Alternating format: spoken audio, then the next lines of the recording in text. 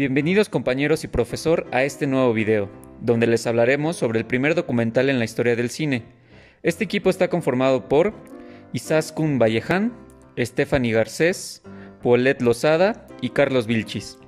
El primer documental, llamado Nanook of the North, o en su traducción al español Nanook el Esquimal, se estrenó en 1922, dirigido por Robert Flaherty. Algunos se preguntarán quién es Robert Flaherty. Él fue un cineasta estadounidense, pero antes de ser cineasta, su sueño era ser como su padre, un ingeniero en minas. Esto se debe a que creció en medio de campos mineros de Michigan y Canadá.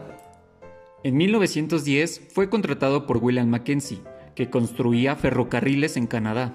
Se había decidido a transportar por el ferrocarril trigo, hierro y otros minerales procedentes de los campos occidentales de la bahía de Hudson, para embarcarlos luego con destino a Europa. ¿Qué yacimientos había en la cuenca de la bahía Hudson? Enviaron a Flaherty a averiguarlo. A los 26 años de edad, inicia su propia trayectoria de explorador en busca de yacimientos. Después de 3 expediciones conquistó fama de explorador. Mostró que era poseedor de grandes recursos y vigor. Trazó mapas de una región desconocida y volvió con informes sobre los yacimientos minerales y sobre depósitos de yeso y lignito. William Mackenzie le recomendó que llevara una cámara para grabar su gran recorrido. A Flaherty le gustó la idea y compró una cámara Bell Howell, un aparato portátil para revelar y copiar y unos elementos de iluminación. Como no sabía nada de filmación, siguió 3 semanas un curso en Rochester, Nueva York. En sus 2 siguientes expediciones rodó muchas horas de películas sobre la vida de los esquimales. Al regresar de su 4º y 5º viaje, Flaherty dio comienzo a las exhibiciones de prueba y despertó gran interés. No estaba listo todavía para lanzar su firme. Por desgracia, en 1916, mientras preparaba la película para enviarla a Nueva York, un cigarrillo encendido cayó al suelo incendiando 10.000 metros de película. Intentó apagar el fuego, recibió severas quemaduras que lo obligaron a internarse en un hospital. Lo único que quedaba era la copia positiva. Pero a pesar del incendio y de perder casi todo su trabajo, Flaherty no se desanimó. Pensaba que su trabajo tenía un exceso de descripción de viajes, que solo se trataba de escenas sueltas sin relación entre sí, sin ningún hilo conductor. Después de una plática larga con su esposa, decidió concentrarse en el personaje de un esquimal y su familia para revelar hechos característicos de su vida. Pero no contaba con los recursos necesarios para emprender un viaje tan largo, así que decidió conseguir fondos.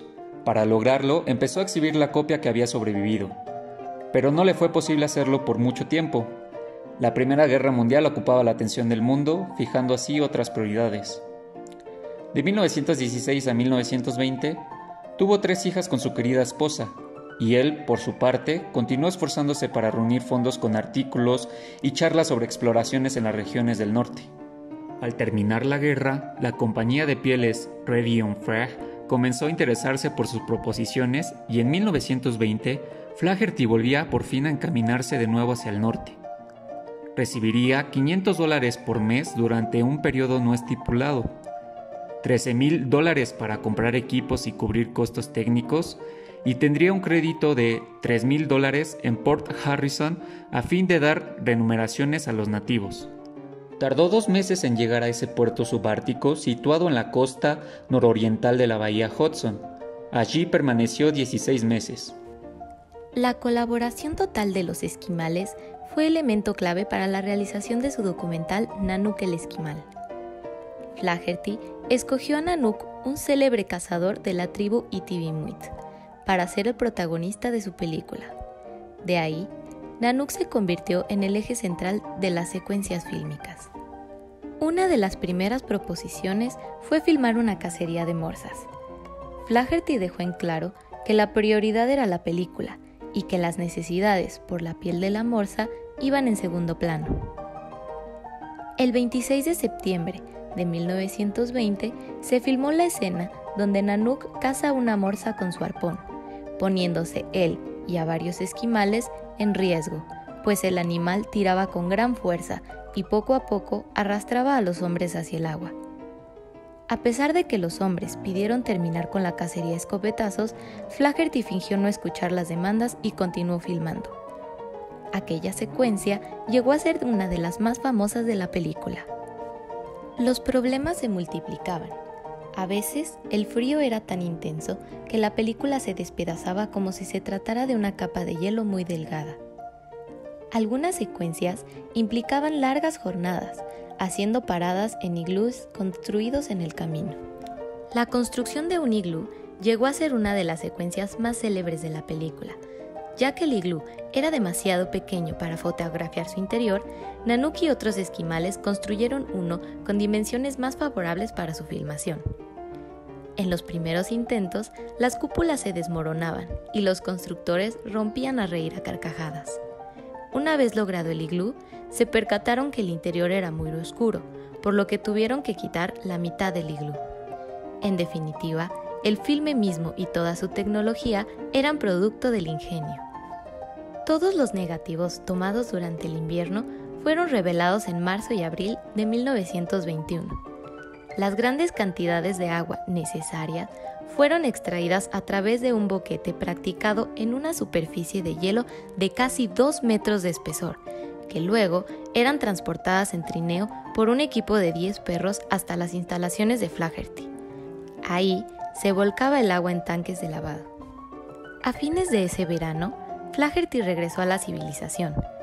Antes de marcharse, le aseguró a Nanook que incontables personas verían a los Inuit en acciones que habían filmado juntos. Aquel invierno, Nanook el esquimal alcanzó su forma final en la mesa de montaje. En esta tarea colaboró Charles Gelb, asistente de montaje, pero aún así el propio Flaherty dirigía las operaciones. Nanook, sonriendo ante un gramófono o probando con sus dientes el disco de un gramófono, mirando hacia la cámara como si pidiera aprobación, o su hijo probando aceite de castor y sonriendo a la cámara, parecen escenas propias de las películas de viajes. Por otro lado, otras escenas de afecto e intimidad se alejaban mucho de este tipo de películas. A principios de 1922, Nanook el esquimal, un producto de 2 décadas de exploración y casi una década de filmación, estaba ya listo para ser distribuido. La industria cinematográfica en Europa se vio afectada por la guerra y Paramount poco a poco se convirtió en la empresa cinematográfica más grande de Estados Unidos. Flaherty acudió a las instalaciones de la prometedora empresa para presentar su obra Nanook el esquimal, en donde fue rechazada por no ser el tipo de películas que ellos solían proyectar, ya que al público no le interesaba conocer estas culturas.